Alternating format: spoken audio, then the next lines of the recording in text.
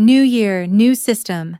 Time to get rid of old rags, my HR manager said when I called to ask why my name was not on the staff list. I had just turned down a competitor's offer 1 week earlier to stay loyal. I dialed a number from my phone, and that kick-started the beginning of their downfall. Before we continue, please subscribe to the channel and let me know where you are listening from in the comments. My name is Victoria James, and I am 32 years old. For 5 years, I poured my life into Sterling Textiles, a large production company that manufactures dresses and custom sports jerseys for football, basketball, and volleyball teams. When I started, Sterling was a mid-tier regional producer. Decent reputation, steady business, nothing special. I changed that. I introduced innovations that transformed the company. Large-scale production systems that reduced costs and increased output. International supply chain connections that opened new markets, and most importantly, marketing strategies that made Sterling a recognizable brand. 2 years after I implemented my systems, Sterling's revenue increased 400%. We went from regional supplier to international powerhouse. Major contracts, European clients, brand recognition across 3 continents. For the past 2 years, competitors had been trying to poach me. Aggressive offers, phone calls from CEOs, promises of equity and control. 1 week before New Year, Reptech Industries made their most aggressive push yet. Their CEO called me personally. "Victoria, name your price. We need you. 180,000 salary plus bonuses plus equity." I declined. I'm loyal to Sterling. They gave me my start. "The offer stands if you change your mind," he said. "We would be lucky to have you." I told my mother about turning it down. She was proud, but cautious. "Loyalty is important. But don't forget your worth, Victoria." I felt good about my decision. I believed Sterling valued me. Then came New Year's Day. I checked my email for the New Year staff schedule. My name was missing. Missing from the staff list, department assignments, project rosters, everything. I thought it was a system error. I called the HR manager. "Oh, Victoria," she said, her tone shifting from cheerful to cold. "Didn't anyone tell you?" "Tell me what?" "New year, new system. Time to get rid of old rags. You're no longer with the company." I could not process what I was hearing. "What? I've been here 5 years. My contract—" "CEO's daughter returned from abroad. She's restructuring everything. Your position has been eliminated. Let me speak to Mr. Sterling. He's aware. It's his decision." I hung up and immediately called the CEO directly. We had worked closely for 5 years. Surely this was a misunderstanding. His tone was apologetic but firm. "Victoria, my daughter has a vision for the company's future." "What vision?" "I built the international presence. Our revenue quadrupled under my strategies." "She studied abroad. She has fresh ideas. The company needs new direction." "After 5 years, this is how you repay loyalty?" "She's family. She's the future. I need you to respect that." He hung up. I sat in my apartment staring at my phone. Fired on New Year's Day. Replaced by the CEO's daughter who probably had 0 actual business experience. Dismissed like I was nothing. I called my mother. She listened to everything, then said, "You know what this means? That I wasted 5 years of my life? No, it means you're free. They didn't deserve your loyalty." She reminded me about the offer I had turned down 1 week ago. "Call them back." "Is it too late? Will they think I'm desperate?" "They offered because they know your value. Sterling threw you away. Don't let pride keep you from your worth." She was right. I had Reptech's CEO on my personal contacts. He had given me his direct number and told me to call any time. I stared at my phone for 5 minutes. I thought about Sterling. 5 years of loyalty. Dismissed like old rags because the CEO wanted to give his daughter a job. I thought about the CEO's daughter. Probably fresh out of school with no real experience, getting a position because of her last name. I thought about Reptech. They had begged for my expertise. They saw my value. I made the call. "Mr. Harrison, it's Victoria James. Is your offer still available?" There was a long pause. Then, "Victoria, yes. Absolutely yes. I'm listening. What exactly are you offering? Same base offer. 200,000 salary, but I'm adding a signing bonus of 50,000 and 20% equity in the marketing division. We want you invested in our success, not just employed. I hung up with Reptech's CEO after accepting an offer that made Sterling's salary look like pocket change. 20% equity in the marketing division, 200,000 base salary, performance bonuses, full creative control. They wanted me to start immediately. I looked at the termination email from Sterling still open on my laptop. Old rags, the HR manager had called me. They had no idea what they just unleashed. My mother texted, "You made the call?"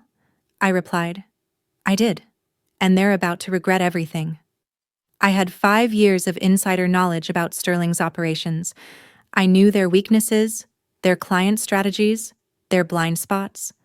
I knew which clients were unhappy, which contracts were vulnerable, which innovations they had rejected, and I was about to take Reptech from competitor to dominator.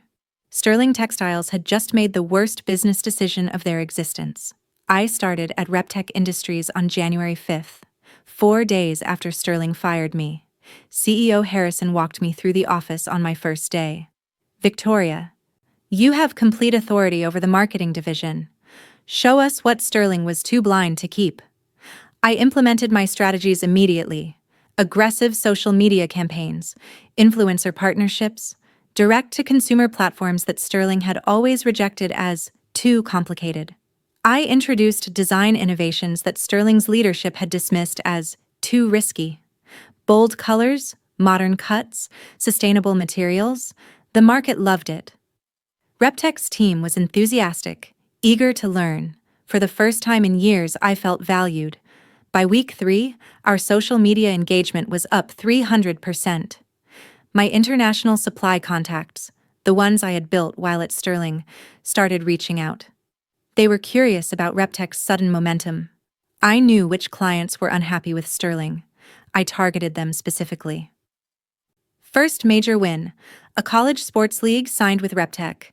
They had been Sterling's client for 6 years. Now they were mine. My design innovations were getting attention from bigger brands. Industry publications started noticing. Reptech's sudden surge, read one headline. Through mutual contacts in the industry, I heard rumors about Sterling. They were losing clients. Pitches were falling flat. The CEO's daughter was implementing new strategies that were actually outdated approaches from 10 years ago. By month 2, Sterling had lost 3 major contracts. Former colleagues reached out to me privately. "We miss you, Victoria. Things are falling apart here." I was sympathetic but firm. I tried to build something there. They threw me away. I'm building something better now. At the end of month 2, I received an email from Sterling's HR manager. Subject: Urgent, former employee consultation opportunity. Professional language asking if I would consult to facilitate knowledge transfer. Translation: They were desperate and panicking. I did not respond. The next day, the CEO's daughter emailed me directly. "We should discuss transition protocols." I deleted it. My mother called that night. "Are they reaching out?" "They're trying." "Good. Let them be scared." Month 3 brought the breakthrough. Reptech landed a massive international contract with a European sports federation, $12 million over 3 years. My marketing campaign and design innovation had sealed the deal. The client specifically mentioned our fresh approach and innovative leadership. Industry trade publications featured Reptech, the new leader in sports apparel innovation. The article mentioned me by name. Industry expert Victoria James, formerly of Sterling Textiles, has brought transformative vision to Reptech. Reptech's stock price jumped 40%. Harrison called me into his office. "Victoria, you have transformed this company in 3 months. Thank you." I started seeing activity on LinkedIn. Sterling was laying off staff. Former colleagues were messaging me. "Is Reptech hiring?" Industry gossip confirmed what I suspected. Sterling was facing serious financial trouble. They had lost 60% of their major contracts in 3 months. The CEO's daughter was being blamed for aggressive restructuring and Poor market strategy. Everything was falling apart. Then my phone rang. Unknown number. I answered. This is Victoria. Victoria. It was Mr. Sterling's voice, shaking, panicked. We need to talk. This is urgent. I was in my office at RepTech, looking at projections showing us ranked in the top 5 producers nationally. Behind me, my team was celebrating another major contract win. Sterling had fired me 2 months and 3 weeks ago, called me old rags, replaced me with his unqualified daughter. And now he was calling, his voice desperate in a way I had never heard before. I'm listening, I said. Through the phone I could hear panic, papers shuffling, someone talking urgently in the background. Who are you, Victoria? What have you done? Please, the company needs you. I'll pay triple your old salary. Whatever you want, please come back. My team was watching me now, curious about the call. Harrison was in the doorway, arms crossed, smiling. He knew who was calling. This was the moment, the call I had been waiting for, the one where they finally understood what they had lost. I put the call on speaker. My team deserved to hear this. You're offering triple? I said. That's interesting. Yes. Sterling's voice was desperate. Triple salary, stock options, whatever you want. We'll make it work. The company is in serious trouble, Victoria. We need you back. Triple, my old salary would be, what, 150,000? Maybe 180 with your stock options? Yes, exactly. We can start immediately. I'll have the paperwork ready today. I'm making 200,000 base at RepTech, plus 20% equity in the marketing division, plus performance bonuses that already exceeded $100,000 this quarter. Silence on the other end of the phone. My team was trying not to smile. But it's not really about the money, is it, Mr. Sterling? You called me old rags. You fired me on New Year's Day after 5 years of loyalty. You chose your unqualified daughter over the person who built your international presence and quadrupled your revenue. That was a mistake, he said, his voice breaking. A terrible mistake. My daughter. She didn't understand the business. She made changes that... Victoria, please. I'm begging you. You want to know who I am? I'm the person who knows every weakness in your business model. Every client you're losing, I helped you win them. And now they're mine. RepTech is projected top 5 nationally within 6 months. Where's Sterling in those rankings? We're facing bankruptcy, he admitted. We've lost almost everything. Please, Victoria. I'll do anything. This is just the beginning for you, Mr. Sterling. Enjoy your new system. I hung up. My team erupted in applause. Harrison walked over and shook my hand. That's how you handle business. Over the next 3 months, Sterling's collapse accelerated. The CEO's daughter resigned, blaming her father for undermining her vision. Sterling lost their major production facility to foreclosure. Staff was reduced by 75%. An industry publication ran a feature article, How Sterling Textiles Lost Its Edge. The piece quoted anonymous sources. They fired their best asset and paid the price. I was mentioned by name as RepTech's secret weapon. Former Sterling clients were now exclusively with RepTech. We reached top 3 in national rankings within 6 months of my arrival. I was promoted to VP of Marketing and Innovation. My equity stake was now worth over $2 million. I bought my mother a house with my signing bonus and first year's earnings. She cried when I handed her the keys. I always knew you could do anything once you were determined, she said. 7 months after firing me, Sterling filed for bankruptcy protection. CEO Sterling sent me one final email. You destroyed us. I did not respond. My assistant asked if I felt bad for them. I feel bad for the employees who lost their jobs, I said. Not for the people who made the choice to throw away loyalty and value. 1 year after being fired, I was the speaker at the National Textile and Apparel Industry Conference. My topic, valuing your talent before someone else does. The audience was filled with business leaders, including several from Sterling's former client list. I told my story without naming Sterling directly. Loyalty should be mutual, value should be recognized. And when a company shows you who they are, believe them. Your worth doesn't decrease because someone failed to see it. I received a standing ovation.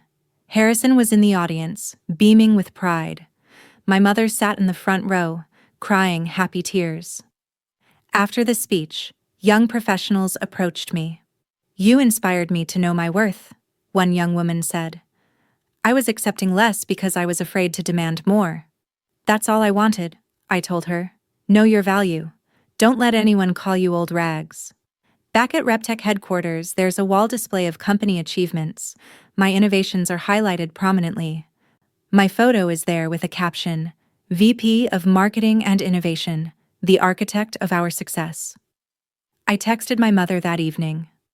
"We made it." She replied immediately. "You always had it in you, baby. They just needed to get out of your way." Thanks for listening to the end. If you have ever been undervalued, dismissed, or thrown away by people who should have recognized your worth, remember this: loyalty is a two-way street, and your value doesn't decrease because someone failed to see it. Build your success with people who appreciate you from the start. Don't forget to like and subscribe for more stories about knowing your worth and never settling for less.